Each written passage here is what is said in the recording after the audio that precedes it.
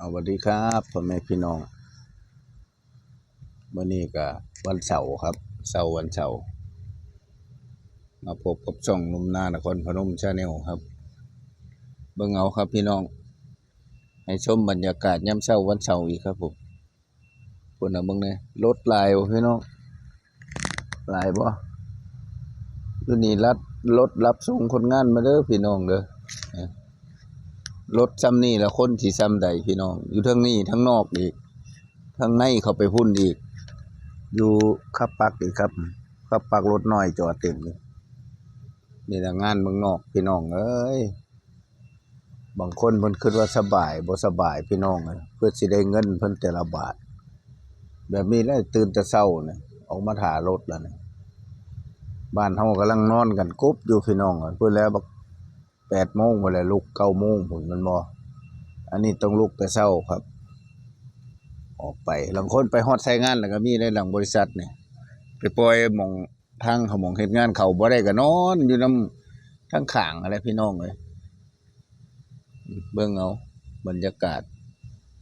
ยามมื้อเช้าพี่น้องเอ้ยมื้ออื่นหมู่เขาก็สิได้ไปสอบเข้าแม่นฮู้เด้อพี่น้องเอ้ยไปสอบเอาใบผ่านงานใบลงฮู้นะว่าง่ายๆโลดใบลงฮู้วิธีลงฮู้ลงพื้นลงน้ำฮู้น้ำหยังหั่นแหละไปเฮาตีแบบตีหยังแล้วเขาไปแก้ไม้แก้ตอกหั่นน่ะบัดนี้ต้องไปสอบเอาใบเด้อบ่มีใบเขาบ่ให้เข้าไปเด้พี่น้องเอ้ยอันตรายเขาสิสอนเฮาว่า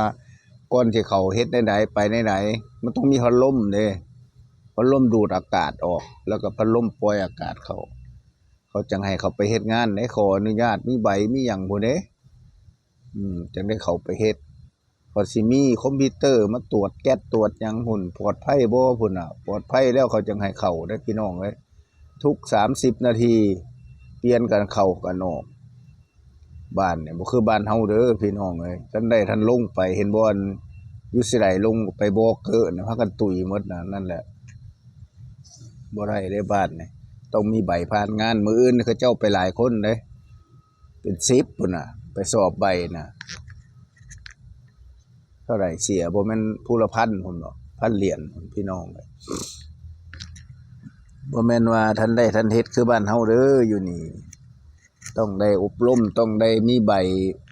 ผ่านงานใบนั่นลงฮู้ลงสารพัดพี่น้องเอ้ยบ่แม่นว่ามาฮอดก็สิได้สอบโลดได้เฮ็ดโลดได้พี่น้องอยู่บ้านนี่ยากคือหยังนี่เจ้าบ่มีใบ